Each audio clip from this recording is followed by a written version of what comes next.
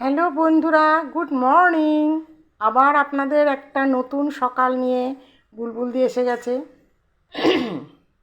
বুলবুলদি সব থেকে একটা খুব সুন্দর আজকে জিনিস দেখাবে। সবাই আজকাল অন্য কথায় পরে আসছি, আগে এটা বলে নিই, সবাই আজকাল না ডাল প্রেশার কুকারে বসিয়ে দেয়। দেখুন এই ডালের এই যে ফেনাটা এই নিয়ে ফেলে দেবেন।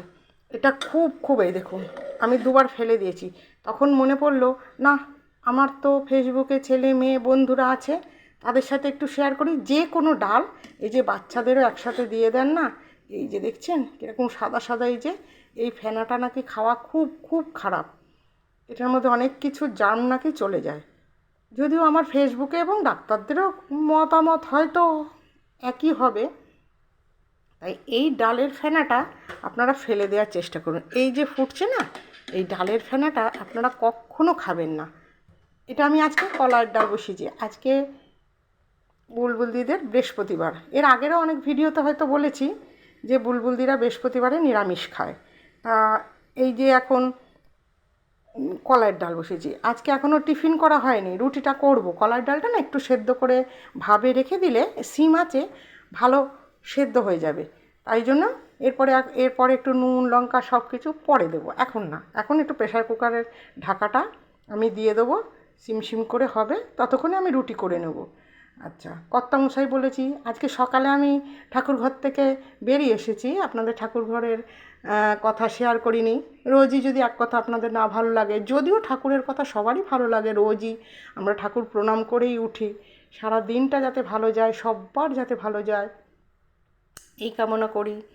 আচ্ছা, এরপরে ঢাকাটা দিয়ে দেবো। আর আসুন এই যে চালটা ধুয়ে, এই যে চাল, এই দেখুন ফেনাটা দেখেন, এই দেখুন ফেনাটা দেখুন এরকম পড়েছে, এই দেখুন বেশি নেই।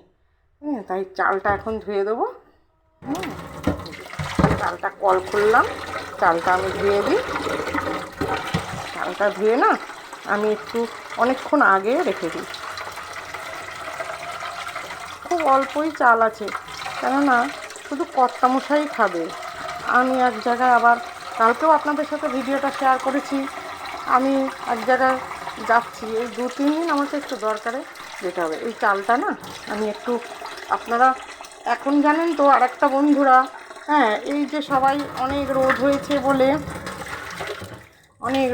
বলে ছাদে দেখাচ্ছে ডিম ভাজা করছে, হ্যাঁ, তারপরে এটা ওটা অনেক কিছু মাছ ভাজা করছে। আপনারা অনেকেই হয়তো দেখেছেন, কেননা অনেকেই শেয়ার করেছে। আমি এই চালটা প্রতিদিন কি করি, মানে আপনার রোদে দিয়ে দিই। রোদে দিলে কি হয়, অনেকটাই চালটা বেশ নরম হয়ে যায়, আর প্রেশার কুকারটা গরম হয়ে যায়। ততক্ষণে কি হয় আপনার, আমার গ্যাসটা অনেকটা কম পড়ে। ওই সোলার উনুন টুনুন এখন সব বেরিয়েছে না, ওইটা এখন কোথায় পাবো। তাই জন্য এই ব্যবস্থা আমার অনেক দিন আমি বহু বছর ধরে, শীত বর্ষাকালে তো রোদ ওঠে না, তাই এবারে এই জন্যে। আর বুলবুলদিকে এখন দেখতে পাবেন না, বুলবুলদি একটু সেজে গুজে থাকলে যখন বেরোয় তখন ভিডিও করে। হ্যাঁ, তাহলে আসুন চালটা রোদে দিয়ে আসি। এই পর্যন্ত এই ব্লগটা শেষ করলাম, পরে আবার আপনাদের সাথে যা করব খাবো দাবো শেয়ার করব, কোথায় গেছি সেটাও বলবো। টাটা।